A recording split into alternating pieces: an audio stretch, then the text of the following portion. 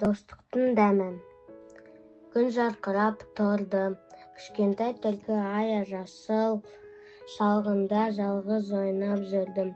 Ол айналасына қарады, бірақ онымен ойнайтын ешкімді көрмеді. Кенеттен Ая алыстан жылтыр үлкен қызыл жидекті көрді. Ол өте қызыл және дәмді көрінді.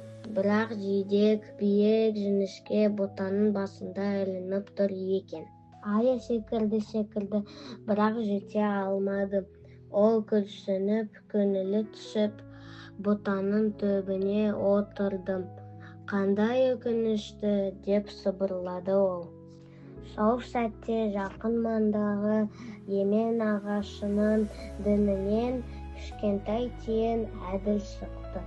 Ол өзінің сүйікті жаңғақтарын жинаумен айналысып жүр еді.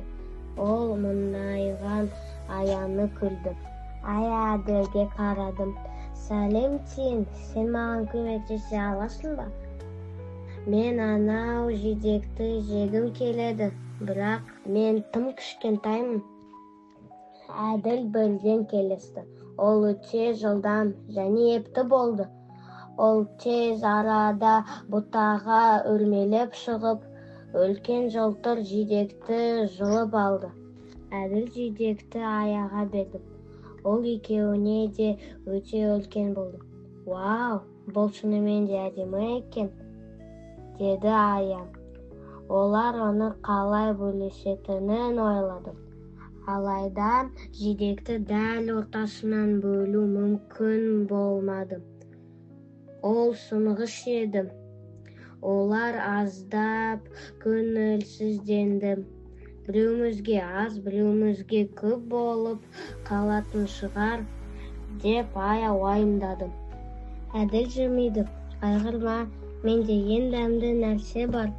Ол қалтасынан өзінің ең үлкен, ең сүйікті жаңғағын шығарды да оны Аяға ұсынды.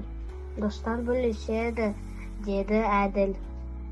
Олар күліп жидекті және жаңғақты бірге жеді. Бұл ең дәмді тағам болды.